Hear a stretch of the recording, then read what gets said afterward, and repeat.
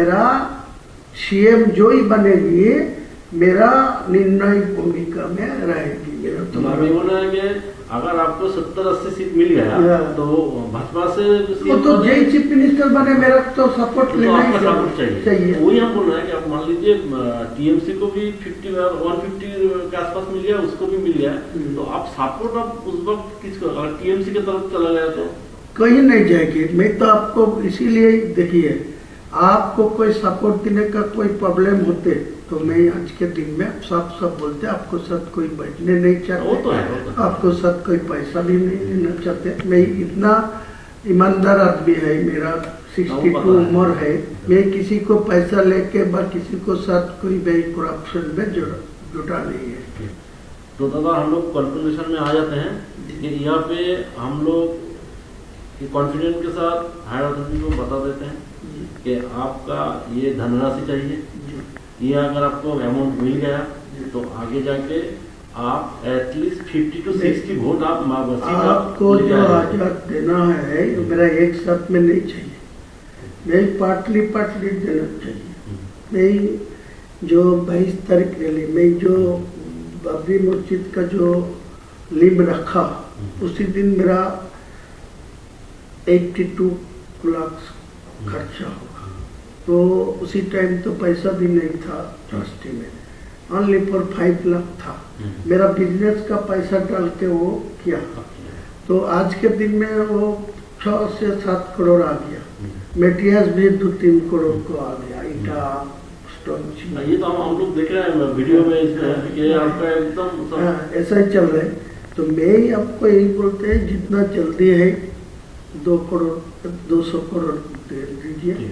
मेरे को साथ दिल्ली हो कोई ऐसा कॉन्फिडेंसली कोई ना ये सुरेंद्र अधिकारी को साथ मैं फर्स्ट टाइम से बात हो रहा है, मैं फर्स्ट टाइम सब सुरेंद्र मेरा है, तो आपको पूछ लेगी तो मालूम हो जाएगी। नहीं, हम बोल रहे हैं कि ये जो फंड मतलब आपके पास आएगा तो ये फंड आपको थ्रू सुरेंद्र अधिकारी आपको लेना है नहीं, आप डायरेक्ट करना चाहिए। तो वो कॉन्फिडेंस सुरेंद्र अधिकारी मुझे बताया जो आपको दिल्ली लेके जाओगे, दिल्ली को जो बंगाल का जो इलेक्शन के जो मोहन यादव जी मुझे बताया जो पीएमओ के साथ वो डायरेक्ट रिलेशन में है, और वो हिमंत बिश्व शर्मा जी असम का चीफ मिनिस्टर भी उनको साथ है, वो पीएमओ जी मेरे को साथ रिलेशन रखने के लिए डायरेक्ट करा।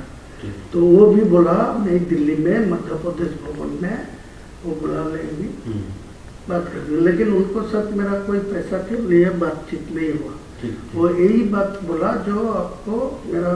तो आप एक काम कीजिए, जहाँ पे भी आपको पैसे के लिए पूछा जाएगा यही अमाउंट ही बता दीजिए जी, वरना क्या होता है ना, मान लीजिए हम तो आपका तो हम लोग इमेज खराब आप तो जानते हैं, तो आप हर एक जगह में ना यही अमाउंट जो हम इसको ही प्रपोजल में हम लोग रखेंगे, ठीक है। और है दादा यहाँ पे जो सीट है, देखिए हर एक सीट में तो मुस्लिम वोटर इक्वल नहीं है, कोई जगह में 10% है तो कोई जगह 50% हो जाए 80%, वो भी आपके काम पर आएगी।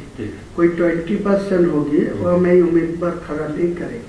वो तो বিজেপি যখন এসআইআর করেও পাচ্ছে না বাংলাকে আটকাতে, বাংলার সম্মানকে নিয়ে যে খেলা করছিল সেইটাকে যেহেতু মমতা ব্যানার্জি এগিয়ে বলেছে না বাংলা এগিয়ে যাবে, বাংলা জিতবে, তাই এখন পেছন দিক দিয়ে দাঁড়িয়ে ধর্মীয় আবেগকে সুড়সুড়ি দিয়ে একটা নেতা যে পাল্টিবাজ বারবার করে পাল্টি হয়েছে, একবার বিজেপিতে গেছে, একবার কংগ্রেসে গেছে, একবার তৃণমূলে গেছে, তাকে ধরে এবং হায়দ্রাবাদী একটা নেতাকে ধরে তারা যে নোংরা খেলা খেলছে এবং মুসলিম মানুষের ধর্মাবেগ নিয়ে যে খেলা যে চলছে সেটা তীব্র নিন্দা করি। কারণ আমরা যারা মুসলমান সমাজের মানুষ, আমরা কি বুদ্ধিহীন?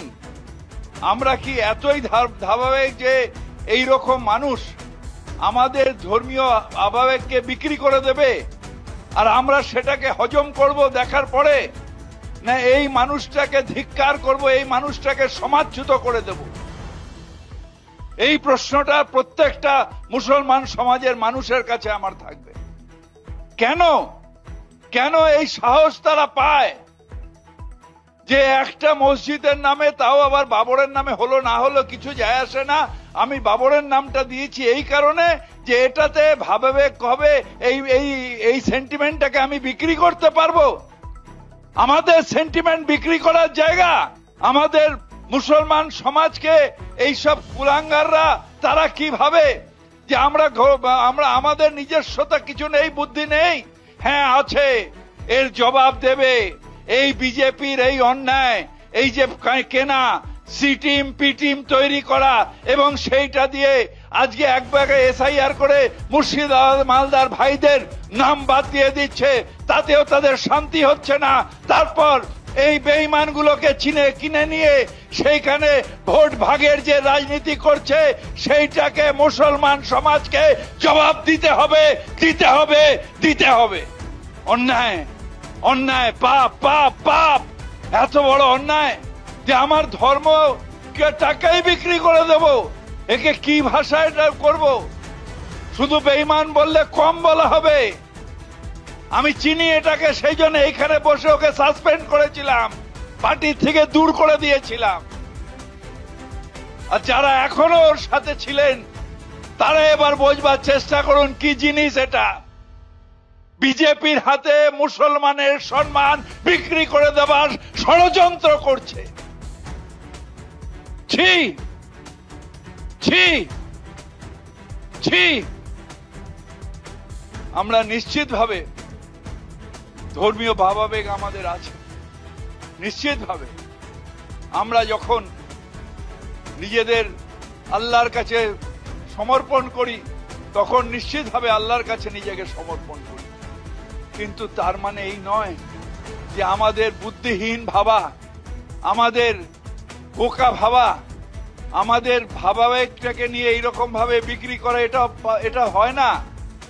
তাই এখনো যেসব মুসলমান ভাই, হিন্দু ভাই, বাংলার মানুষ, তাদের প্রত্যেকের কাছে আবেদন যে এই রকম কিডদের উচিত শিক্ষা দিন। নিয়ে যারা বিক্রি করে, আমি আগেও বলেছিলাম কেন বাবরি মসজিদ, আজকে জানতে পারলাম যে বাবরি মসজিদ নামের ধারাবাহিক বিক্রি করাটা অনেক সহজ। তাই এরা সমাজকে বিক্রি করতে চায়, ধর্মাবেগকে বিক্রি করতে চায়, ভাবাবেগকে বিক্রি করতে চায়। এর প্রতি ধিক্কার জানাই। তৃণমূল কংগ্রেস সকল ধর্মকে সম্মান করে, আমি নিজে মুসলমান হয়ে সব ধর্মকে সম্মান করি এবং বলি সব ধর্মকে সম্মান করি, তাই নিজের ধর্মকে মানি এবং এই ধর্মকে বিক্রি যারা করবে তাদের ছাড়বো না, তাদের ছাড়বো না, তাদের ছাড়বো না।